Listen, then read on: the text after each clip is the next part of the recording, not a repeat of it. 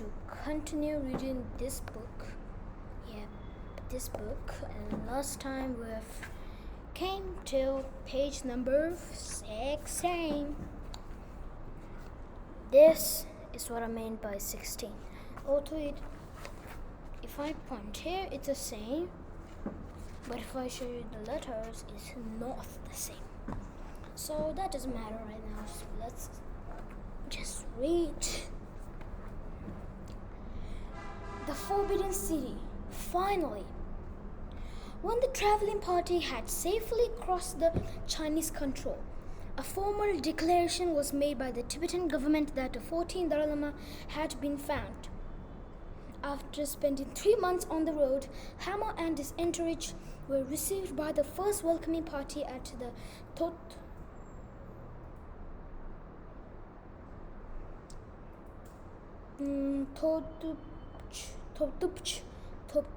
Totupchu River. The welcoming party had brought along with them some supplies and 4 yak-skinned boats or coracles to take them across the river. Another party that included the oracle priest of Tibet, a monk that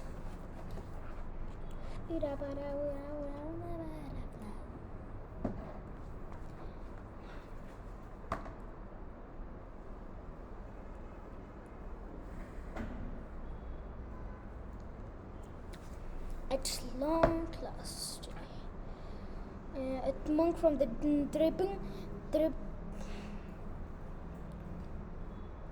Trikpum monastery and a minister welcomed the Dalai Lama. Lama's parents were bestowed the titles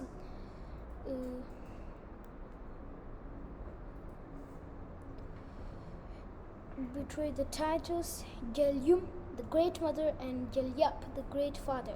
His father was offered the fancy clothes of a minister, and his mother was offered dresses and jewelry worn by royal women. While Lama's father wore the clothing given to him, his mother preferred wearing her own clothes and said that she would be more comfortable what she was used to wearing. From Lama to Lama. So, I'm gonna read till the last page. It's my decision when I stop. Lama was dressed in a yellow brocade robe and a yellow fur hat, yellow being the color used only by the Dalai Lamas. He was transferred into a golden palanquin. A king. Monks carrying big banners led the procession. Behind Lama was a monk bearing a huge umbrella of peacock feathers. The fragrance of the incense wafted through the air as the majestic procession advanced to the sound of trumpets.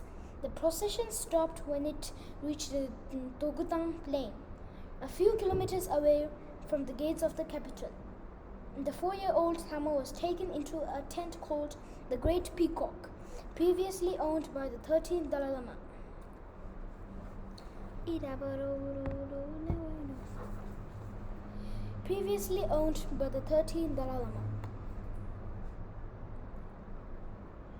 He was made to sit on a carved wooden throne, used especially to welcome baby Dalai Lamas.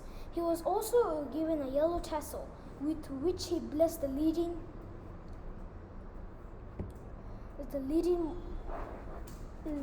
monastic officials who passed before him. The small boy's dignity and patience impressed everybody, and he seemed completely at ease and with his new life. From Lama, he transformed into Gundun, or the presence of Buddha. The Grand Procession. A couple of days later, the grand procession continued from the Dokutan plain into the city of Lhasa, towards Nobulenka Palace. Nobles dressed in satin robes and tasseled hats carried the new Dalai Lama in his golden palanquin. Monks and ministers, officials and administrators, astrologers and doctors. Lama's family and well-wishers all joined the procession. The band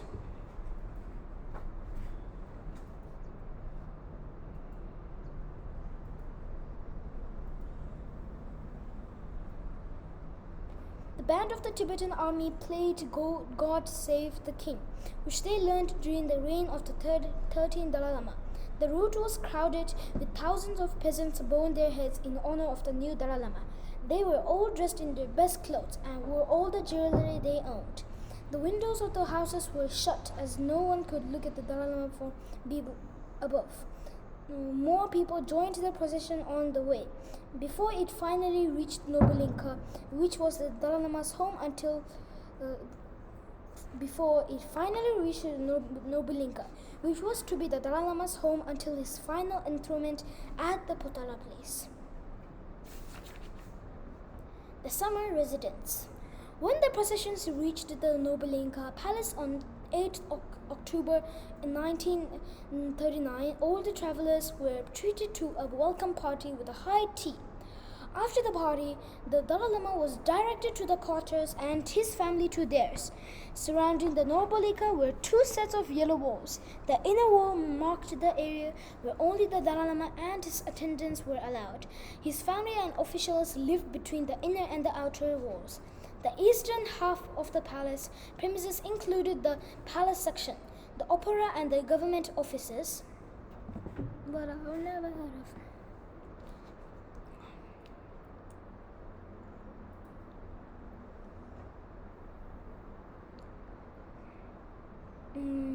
Family and officials lived between the inner and outer walls.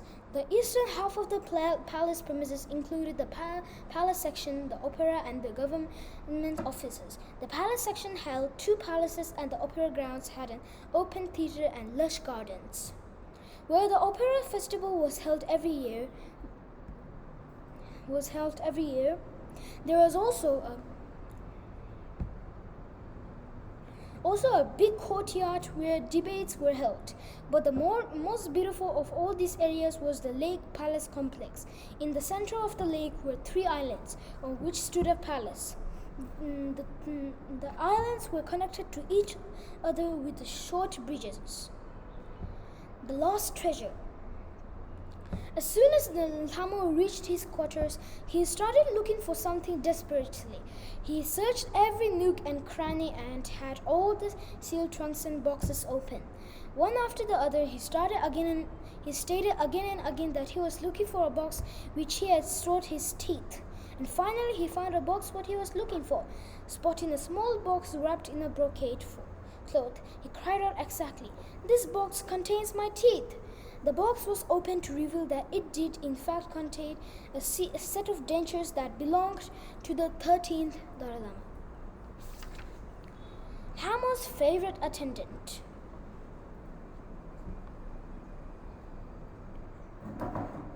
Cheers, mate.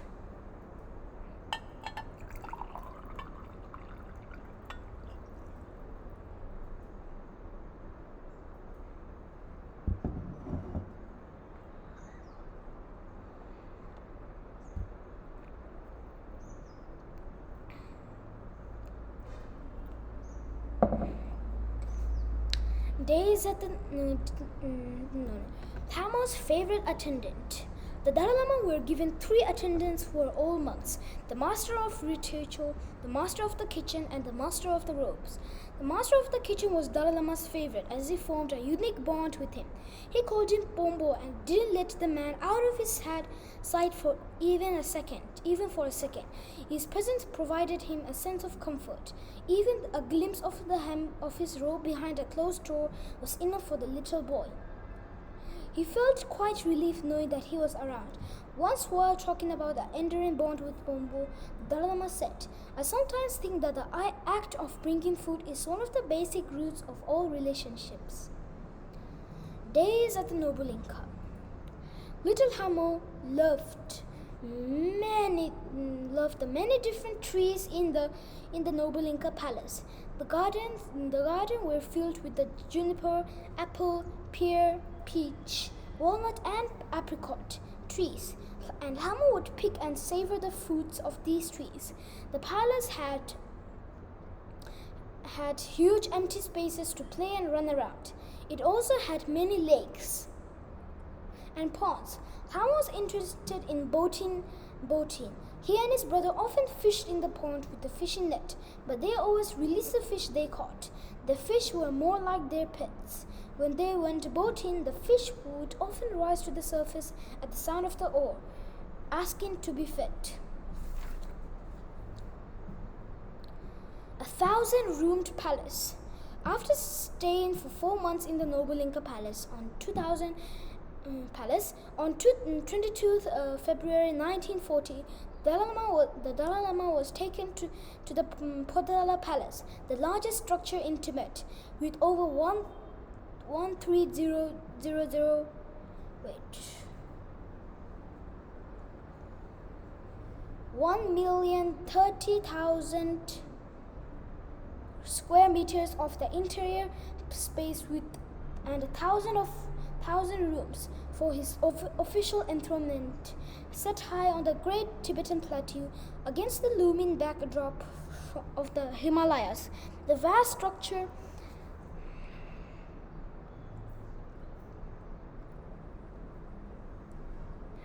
where you go, I go. I see.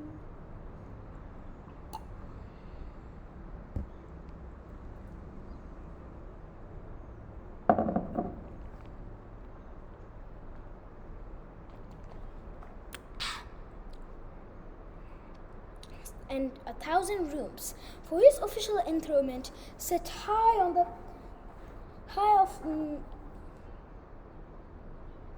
the great Tibetan plateau against the looming backdrop of the Himalayas.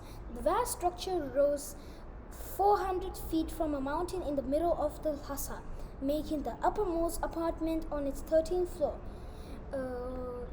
12,500 feet above sea level. Here preparations had begun months in advance, and many dignitaries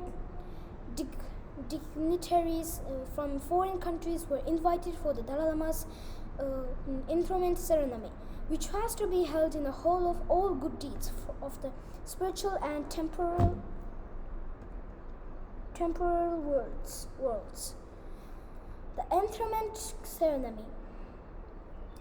Upon his arrival, the Dalai Lama was seated on the lion throne, supported by 8 snow lions, the national symbol of Tibet. The wooden throne was encrusted in various jewels and precious stones. The Dalai Lama enthronement ceremony opened with the regent presenting him the Mendel Tenzum, the traditional offering that considered a golden figure of Buddha, a book of scriptures about Buddha, and a miniature container containing a holy relic. He was also presented the golden wheel and the white conch as symbols of spiritual power.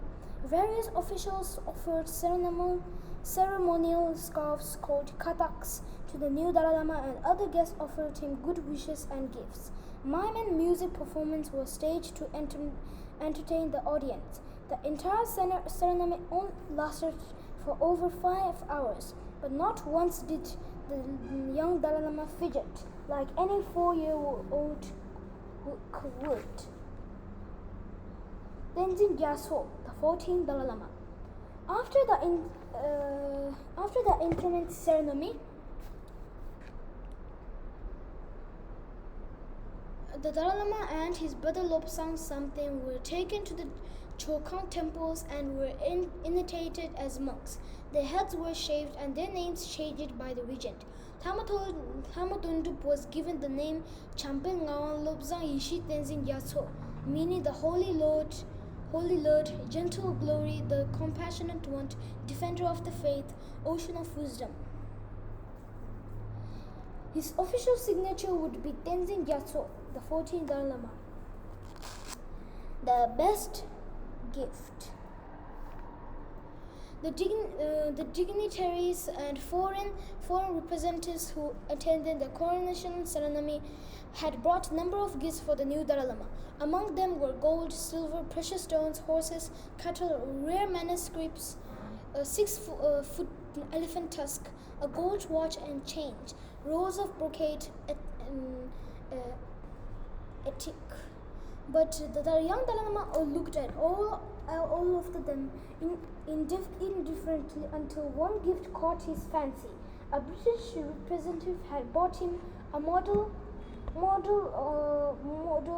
construction toy set from a famous mechanical toy company, Meccano, which had assortment of reusable metal strips, wheels, axles, and nuts and bolts. His favorite pastime was now taking the machines apart to see how they worked and putting them together again. So it was a perfect gift for the young Dalai Lama.